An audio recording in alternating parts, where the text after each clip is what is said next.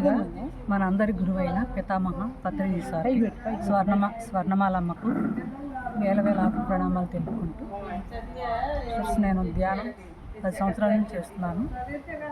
ఈ తపస్థలికి రావటం ఇది నేను రెండోసారి. ఇంతకుముందు ప్రారంభోత్సవం అప్పుడు వచ్చాం కానీ అప్పుడు నైట్ ఉండలేదు. ఈసారి గురు పౌర్ణమికి రావటం జరిగింది.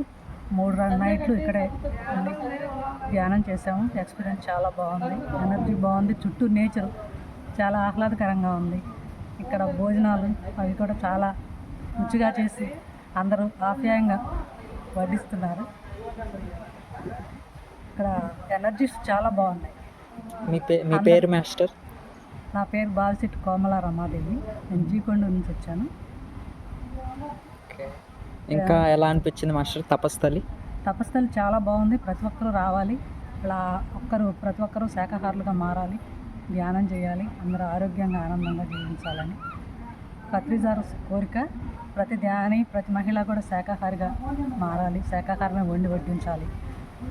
ప్రతి కుటుంబ సభ్యులందరూ కూడా ధ్యానం చేసి శాకాహారం తీసుకొని ఆరోగ్యంగా ఆనందంగా జీవించాలని నేను కోరుకుంటున్నాను. అందరూ కూడా మళ్ళీ రావాలి ఈ తపస్థలిని దర్శించడానికి.